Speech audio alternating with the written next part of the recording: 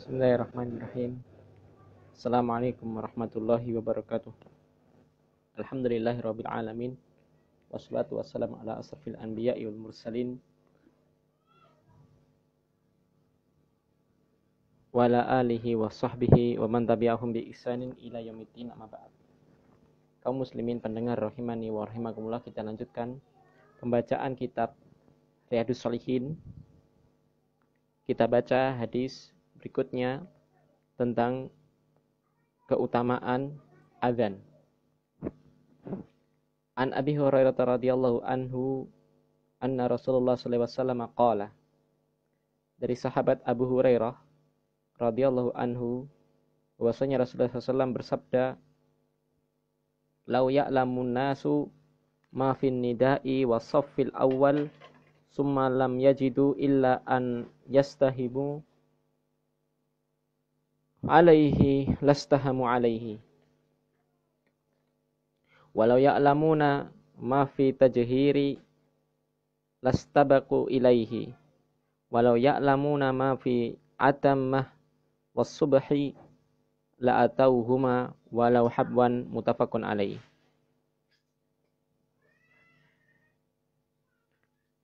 Wa qala Imam Nawawi rahimahullah ta'ala, al-istihamu ay al-iktira wal tajhiru at-tabkiru ila shalah. Kita baca terjemahannya. Dari sahabat Abu Hurairah radhiyallahu anhu, semoga Allah meridhai beliau, yakni Abu Hurairah. Berapa banyak kita ulang-ulang hadis dan sangat sering kita sebut nama beliau, itu menandakan memanglah beliau salah seorang sahabat yang paling banyak meriwayatkan hadis dari Nabi Muhammad SAW, walaupun beliau masuk Islam tatkala Nabi menjelang wafat, yakni sekitar 3,5 tahun sebelum Nabi wafat. Itu menunjukkan jamaah bahwasanya waktu yang panjang belum jaminan seseorang untuk menjadi seseorang yang sukses dalam menuntut ilmu. Namun yang terpenting ialah kesungguhan dan bagusnya niat. Lihat kesungguhan Abu Hurairah, beliau membersamai Nabi Muhammad SAW dalam majelis-majelis Rasulullah SAW. Dan beliau sangat sering membersamai ketika Nabi pergi di mana saja. Bahkan beliau rela untuk tidur di masjid Nabi Muhammad SAW dalam rangka agar tidak ketinggalan dari pelajaran-pelajaran yang disampaikan oleh Nabi Muhammad SAW. Juga semangat kepada kita yang mungkin baru mengenal sunnah, yang baru mengenal syariat Islam. Mungkin dikala umur kita sudah tidak muda lagi. Jangan pernah merasa kecil hati. Ya. Karena Subhanahu wa ta'ala, tatkala kita sudah melakukan usaha, jujur niat kita dan berdoa tentunya, insya Allah akan Allah mudahkan dalam rangka menuntut ilmu, meraih ilmu. Wabillahi taufik. Beliau mengatakan bahwasanya Rasulullah SAW pernah bersabda, seandainya manusia itu tahu dari keutamaan azan, dari keutamaan an-nida yakni azan,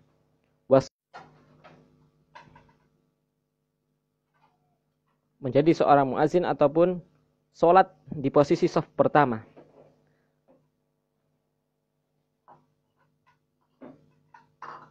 dan tidak ada cara atau metode yang tepat yang berhak untuk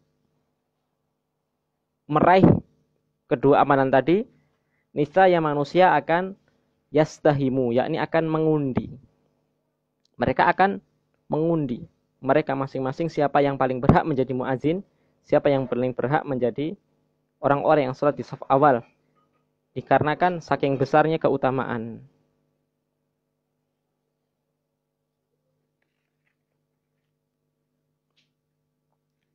Dan seandainya mereka mengetahui tentang keutamaan tajhir, yakni keutamaan di shaf pertama, mereka pasti akan datang at-tabkir, ya, lastabiku ilai. Mereka akan saling berlomba untuk datang lebih awal dalam rangka mendapatkan pahala shaf pertama. Walau ya'lamuna ma fi al-atammah, seandainya mereka mengetahui keutamaan al-atammah, yakni salat Isya, was-subhi, dan salat subuh, niscaya mereka akan mendatangi kedua salat tadi meskipun dengan merangkak. Artinya kalau mereka dalam keadaan sakit sekalipun yang tidak bisa berjalan, mereka akan datang dengan merangkak, saking besarnya pahala salat Isya dan salat subuh. Muttafaqun alaih. Hadis ini diriwayatkan oleh Imam Bukhari dan Imam Muslim. Kita baca penjelasan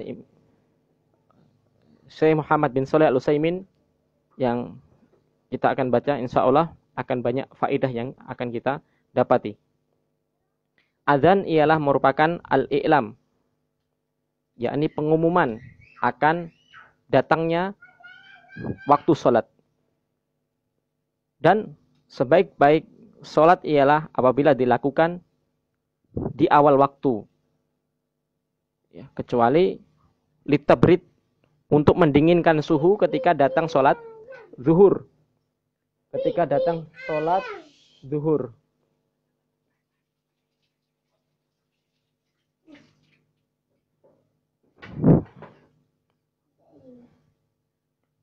Dan syariat adzan ini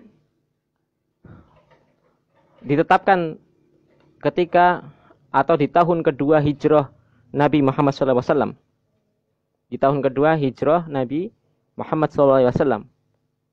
Awalnya para sahabat dulu berselisih harus dengan cara apa agar manusia itu mengetahui kalau waktu sholat, yakni sholat jamaah itu harus segera atau sudah masuk waktu, untuk memberitahu khalayak kaum muslimin. Sebagian para sahabat ada yang berpendapat ya pakai api, ya, menyalakan api karena keutamaan waktu itu. Ada yang mereka memakai an-nakus. An-nakus ini ialah semisal dengan loncengnya kaum Nasrani. Atau mereka menerompet atau meniup al-buk. Al-buk ini merupakan panggilan ibadahnya orang Yahudi. Mereka berselisih. Sampai datang seorang laki-laki, yakni yang bernama Abdullah bin Zaid. Abdullah bin Zaid ini satu ketika pernah bermimpi. Dalam mimpinya dia bertemu dengan seorang laki-laki yang berada di tangannya an-nakus, yakni lonceng untuk memanggil ibadahnya orang-orang Nasrani. Maka dikatakan kepada laki-laki tadi, apakah kalian akan menggunakan ini? Maka orang itu pun dicela, apakah dengan ini kalian akan mengumandangkan waktu sholat? Ya. Apakah tidak ada cara yang lebih baik dari ini? Artinya dicela karena mengikuti agama Nasrani. Sampai mereka juga mendatangkan cara-cara dengan cara orang-orang agama lain dalam memanggil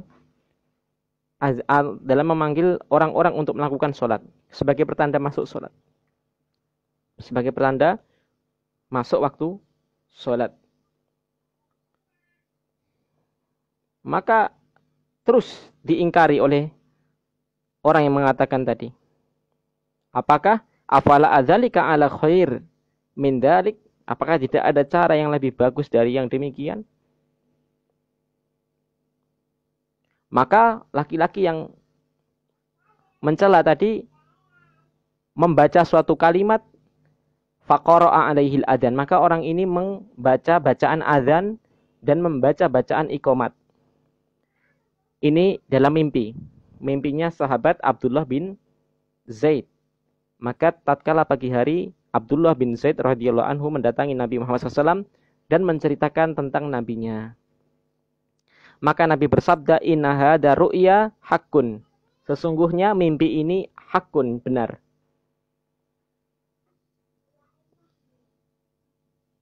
Ya, memang terkadang mimpi itu merupakan apa? Pertanda nubuwah. Namun tidak sembarang mimpi itu dijadikan wahyu ya. Karena yang jadi syahid di sini ialah perkataan Nabi, bukan mimpinya sahabat ya. Ya. Dan sahabat pun tidak serta-merta langsung mengklaim mimpinya itu benar kecuali sudah dibenarkan oleh Nabi. Dan Nabi pun tentu tidak karena perkataan beliau sendiri, karena Nabi la yantiku anil hawa. Nabi tidak mengatakan sesuatu dengan hawa nafsunya. Melainkan Nabi mengucapkan apapun itu merupakan wahyu dari Allah Subhanahu wa taala. Maka Nabi membenarkan mimpi Abdullah bin Zaid ini merupakan wahyu. Inna hadza ru'ya haqqun. Kemudian Nabi membenarkan tentang mimpi tadi, maka Nabi mengajari Bilal tentang adzan. Maka Bilal pun menjadi muadzinnya Nabi Muhammad SAW dikarenakan kerasnya suara beliau.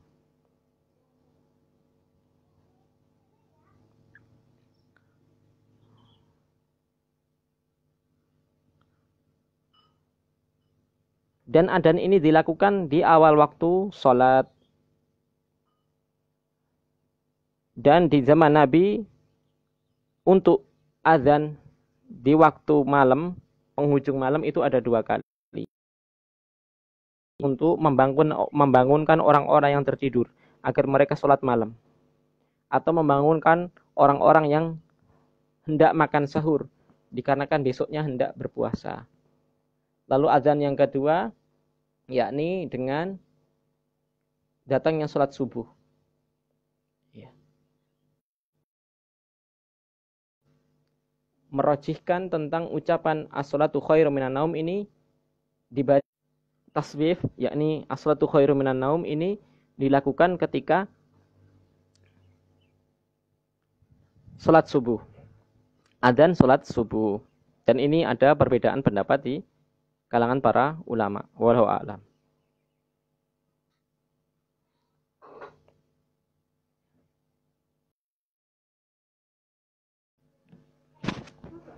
Ijtihad Utsman bin Affan ialah beliau memerintahkan muazin untuk berazan 2 kali ketika sholat Jumat. Dan Syekh Muhammad Ibn Utsaimin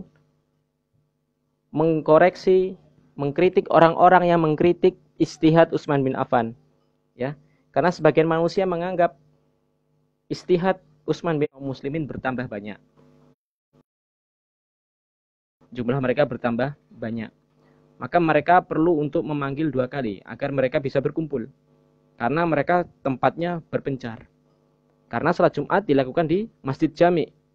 Ya, tidak semua masjid mengadakan, tapi di Masjid Jami. Dan banyak orang yang mengkritik, bahkan menganggap amalan ini Syekh Ibn Utsaimin mengkritik balik, bahwasanya tidak benar kita mengatakan bid'ah tentang alaikum bisunnati wa sunnatil khulafa'ir rasyidin. Ya.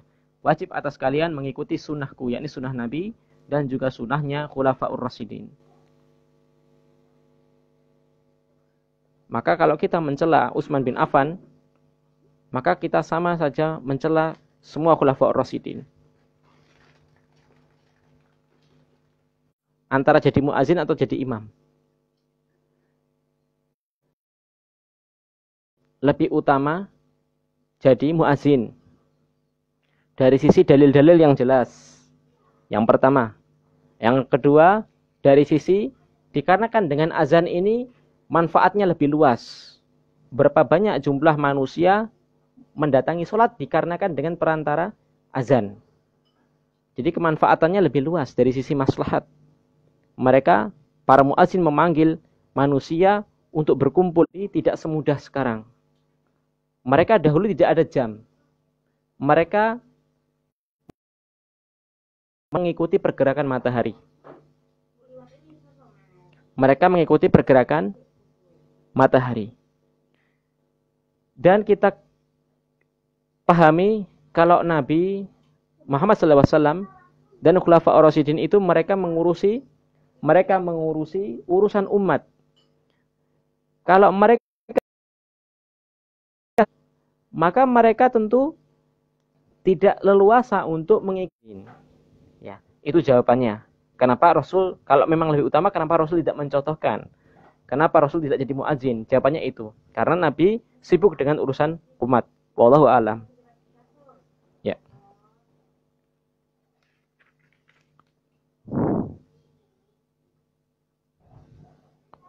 Maka di muadzin nggak boleh. Belum ditunjuk muadzin tetap, belum ditunjuk imam tetap. Ya. Walaupun memang kita tahu keutamaannya, namun biasanya secara hukum syariat memang sunnahnya muadzin itu ditetapkan.